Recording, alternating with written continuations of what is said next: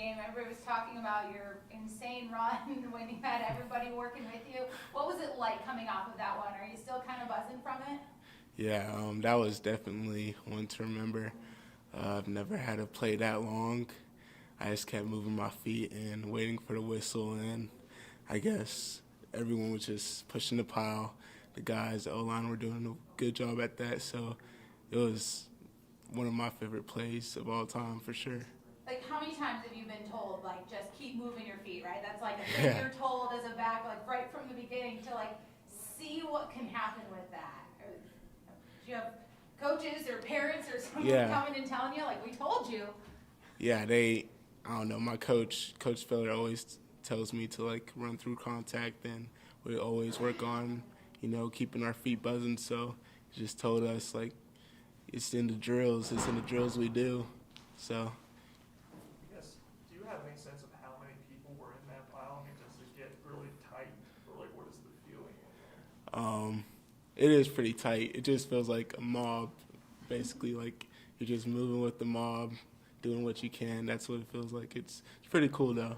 Yeah. Pretty cool. Is it kind of claustrophobic in there, or is it? Uh, in a good way. I don't know. I think it's great. I love it. So you said that obviously it was 15 seconds long. I mean, did you have any sense of how long that is? I mean, does that feel like longer than 15 seconds when you're doing that? Yeah, Every time? definitely. Plays are usually like 4 to 5 seconds, so it did feel really long.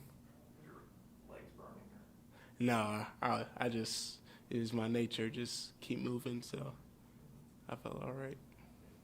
The rest of the guys said after the game on Saturday that last week's practice just had a different edge to it coming off of that Notre Dame loss.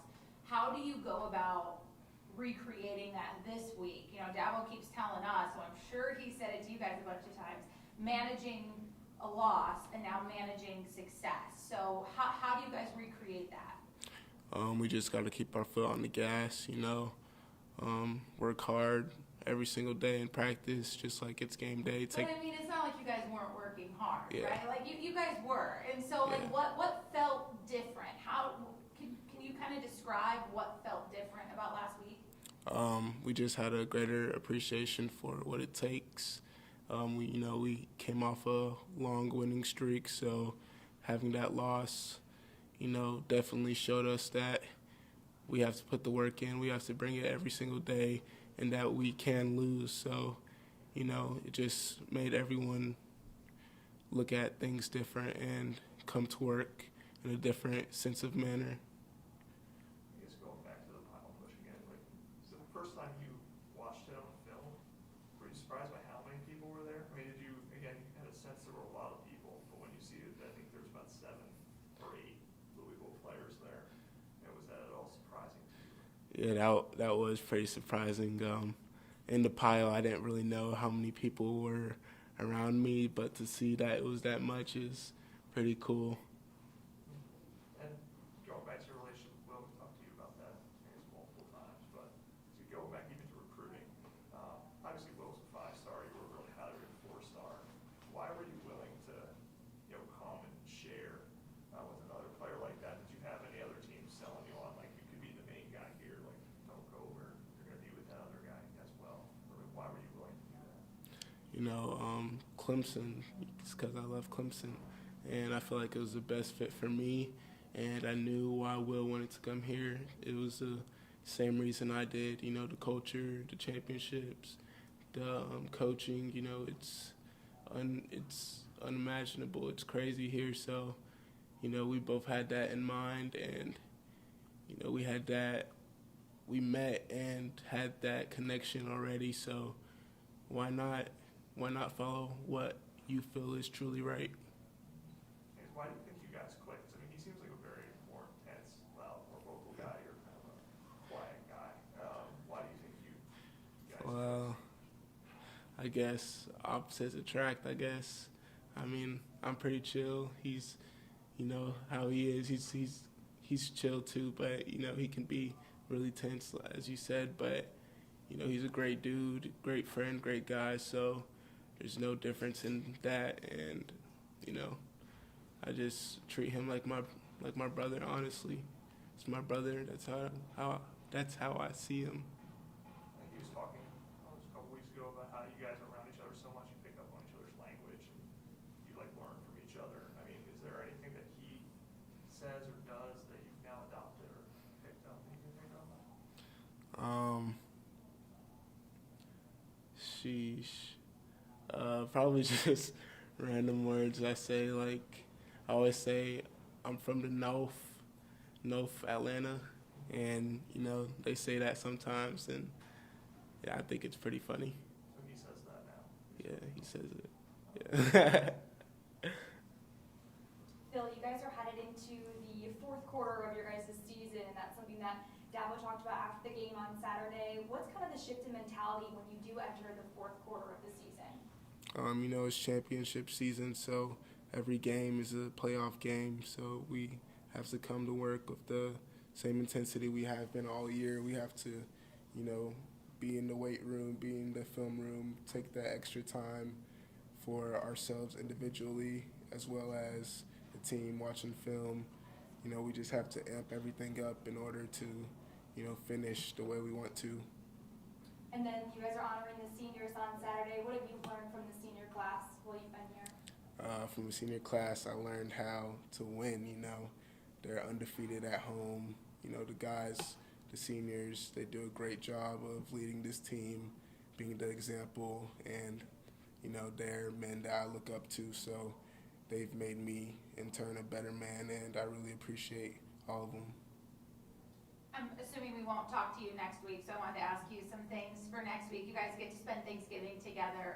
It's a time when everybody else on campus goes home and is with their families. You spend it with your football family. What was it like last year, experiencing that for the first time, and maybe what's your favorite part of it? I think it's amazing. It's definitely an experience, and it just gives you a different sense of appreciation, being able to be with your coaches and the people that you're with every day. I really appreciate them, and that was just a day that you get to show that, because we're all brothers here, and just having Thanksgiving together just gives us a different connection. And have you thought at all about maybe what you're thankful for this year, whether it's football or off the field? Yes, I'm thankful for my family. They've been behind me every single day. When I'm feeling down or up, they've always been there, always will be there, and they made me the man I am today. So I'm really thankful for them. I'm thankful for my teammates, my coaches, push us to be the best we can every day. Thankful for Clemson, the community, just the place is special. So I'm just thankful for all the blessings in my life. And then my last one, making you look ahead, I promise. You guys have that in-state rivalry next week. As an out-of-state guy, what's it like to come in and experience that and to witness it? It's going to be my first time, and people keep hyping it up. So I'm like, what makes it so special and makes that rivalry count?